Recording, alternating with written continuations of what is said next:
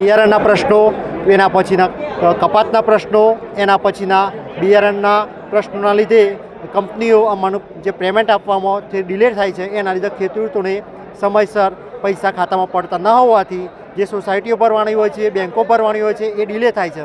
એના લીધે ખેડૂતોને માર્કેટમાંથી ઊંચા વ્યાજે પૈસા લેવા પડતા હોય છે અને એના લીધે ખેડૂત માનસિક રીતે પીડાય છે, કારણ કે વ્યાજનું જે વ્યાજ થાય એ કોણ ભોગવે? પોતાના પૈસા હોવા છતાં માર્કેટમાં લોકોના પગ પકડવા પડતા હોય છે. અને બીજો પ્રશ્ન કે ખેડૂતને પોતાના પૈસાના ભાવે પોતે 2 મહિના સુધી માનસિક રીતે પીડા ભોગવવી પડે છે. ખેડૂત ન્યાય સંગઠનની જે મિટિંગ હિંમતનગરમાં યોજાઈ તેના સંદર્ભે આજે 1000 પ્લસ અને બીજા લોકલ ગામના એમ કે 1500 માણસો અહીંયા આવ્યા હતા. અમારી એક જ માગ છે કે બટાકા ખેડૂત ન્યાય સંગઠનની સરકાર તાત્કાલિક કંપનીઓ જોડે એવી સારી એવી મિટિંગ કરાવે. મધ્યસ્થી તરીકે અમારી જે એમને કામ આપ્યું છે મધ્યસ્થી બનવાનું, એ મધ્યસ્થિતા એ જ કમ્પ્લેટ પારદર્શિતા દ્વારા અમને બટાકા ન્યાય સંગઠન કંપનીઓ જોડે બેસાડે. અમારી જે માગણીઓ છે એ માગણીઓને તાત્કાલિક ધોરણે પૂરી કરે અને ખેડૂતોનો જે અત્યારે હાલ સમયના અભાવે જે કોન્ટ્રાક્ટ ફાર્મિંગમાં જે કરાર કરવાના હોય છે એ તાત્કાલિક ધોરણે પૂરા થાય અને આગળનું ખેતીનું આયોજન સુંદર કરી શકે. એ જ અમારી માગણી છે કે તાત્કાલિક કંપનીઓ ખેડૂતો જોડે એમને સારી એવી મિટિંગ કરાવડાવે. પટેલ કેતનકુમાર બાબુભાઈ. અરુણભાઈ પટેલ નવા. હું પોતે ખેડૂત છું. જો કોઈ કંપની જોડે રજૂઆત કરીએ કે ભાઈ બિયારણ ખરાબ આવ્યું છે અને જો વધારે પડતો અવાજ કરવામાં આવે તો કંપનીઓ જે તે ટાર્ગેટ કરીને ખેડૂતને બ્લેકલિસ્ટ કરવામાં આવે છે, એને બિયારણ આપવામાં આવતું નથી. અને અમારા ખર્ચો છે ને એક કરે 50,000 રૂપિયા ખર્ચો ચાલે છે અને કંપની રિબેટમાં કશું આપતી નથી. થોડું ઘણું આપે 2-5,000 રૂપિયા. એમાં શું થાય? કિલો એ કંપની જે બિયારણ એમાં એક થેલીની અંદર 4-4, 5-5 કિલો બિયારણ ખરાબ આવતું હોય છે. તો એના માટે અવાજ કરીએ તો કંપની મને તરત જ બ્લેકલિસ્ટ કરવામાં આવે છે. એવા ઘણા મુદ્દાઓ થયેલા છે. માનહાનિનો દાવો કરે જો અમે વધારે પડતો અવાજ કરવા જઈએ તો, કારણ કે અમારા હાથ પગ તો કાપી લે છે, એ અમારા કોરા ચેક લઈ લે છે, અમારાથી એગ્રીમેન્ટ કરી લે છે. અમને ખબર નથી હતી, ઇંગ્લિશમાં એગ્રીમેન્ટ કરે છે, ગુજરાતીમાં હોય તો અમને ખબર પડે. ખેડૂતો દરેક થોડા જાણતા હોય. માંગ અમારી એટલી જ છે કે બિયારણ સારું આવે અને ગુજરાતીમાં કરવામાં આવે.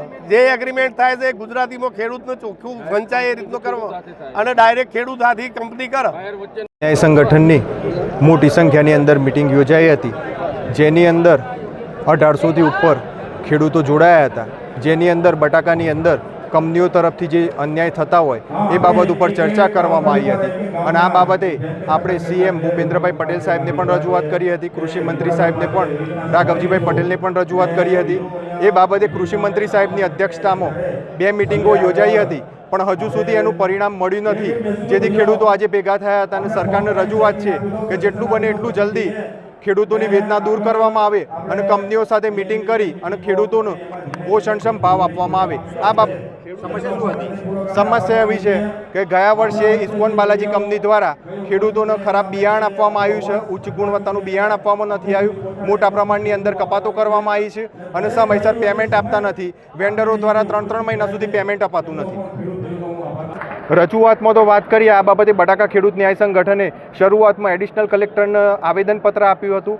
ત્યાર પછી વાત કરીએ તો ગાંધીનગર ખાતે માનનીય કૃષિ મંત્રી શ્રી રાઘવજીભાઈ પટેલ, મુખ્યમંત્રી શ્રી ભૂપેન્દ્રભાઈ પટેલ તથા મુખ્ય અધિક સચિવ અંજુબેન શર્મા, સહકાર સચિવ સંદીપ કુમાર સાહેબ, બાગાયત નિયામક શ્રી HM ચાવડા સાહેબ, માર્કેટિંગ બોર્ડના હેમંતભાઈ પટેલ સાહેબ, આ બધાને આપણે આવેદનપત્ર આપ્યું છે અને ખેડૂતોની વેદના જલ્દીથી જલ્દી દૂર થાય એ માટે આપણે જાણ કરી છે.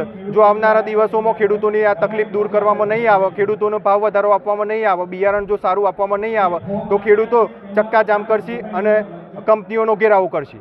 ખેડૂતોની એક જ માગણી છે કે ઉચ્ચ ગુણવત્તાવાળું સારું બિયારણ જોઈએ અને સર્ટિફાઈડ બિયારણ આવવું જોઈએ. સર્ટિફાઈડ બિયારણ ના આવવાના કારણે અમારા ઉત્પાદનમાં 50% જેટલો ઘટાડો આવે છે, જેથી અમને ખેડૂતોને મોટું નુકસાન વેઠવાનો વારો આવે છે. એટલે અમારી કંપની જોડે એક માગણી છે કે બિયારણ સારું અને સર્ટિફાઈડ ઊંચી ગુણવત્તાવાળું જોઈએ. બધી જ કંપનીના બિયારણ તો આવતા છે, ઇસ્કોન બાલાજી છે, સિમ્પ્લોટ છે, મેકન છે, હાઇફન છે, ફાલ્કન છે, મેકફિન છે, બધી જ કંપનીના બિયારણ આવે છે. ક્વોલિટીવાળું બિયારણ ના આવતા અમારા પ્રોડક્શનમાં ઘણો ઘટાડો જોવા મળે છે અને 15 દિવસ પછી રોટેટ થતું હોય છે બિયારણ ને જર્મિનેશનના કારણે જો જર્મિનેશન ખરાબ હોય તો બિયારણ ઉત્પાદનમાં બહુ મોટો ઘટાડો આવે છે. કંપની ત્યારે ક્લેમ કરવામાં આવે છે ત્યારે ક્લેમ કરે છે તો બહુ લાંબા સમય સુધી એનું વળતર આપતું નથી. અમારી માગણી એક જ છે કે 31/12 સુધીમાં અમને અમારું વળતર મળી જવું જોઈએ બિયારણ ખરાબના કારણે. નહીં મળે તો ખેડૂતો ઉગ્ર આંદોલન કરશે. બિયારણની બાબતમાં એવું છે કે એકર દીઠ ગમે તે આપણે જોઈએ તો ઉત્પાદનમાં બહુ મોટો ઘટાડો આવતો હોય છે. 50% 100%. ઘણા ખેડૂતોએ ગઈ સાલ ખેતર ખેડી પણ નાખવા પડે છે, એવો પ્રોબ્લેમ આવતો હોય છે. મારું નામ દિનેશ પટેલ.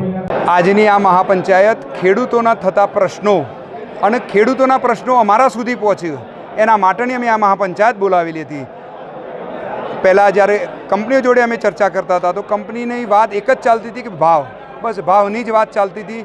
પણ ભાવ એક મુદ્દો હતો, પણ એ સિવાય ઘણા બધા મુદ્દા હતા કે ભાઈ બિયારણના મુદ્દા હતા, એનાથી ક્વોલિટીના મુદ્દા હતા, અને અમે જે માલ પકવીએ છીએ એ માલ જ્યાં પછી એનું પેમેન્ટ, એમાં આવતી કપાતોના મુદ્દાના લઈને અમે આ જે સંગઠન ઊભું થયું છે એ મુદ્દાઓ પર લઈને ઊભું થયેલું છે.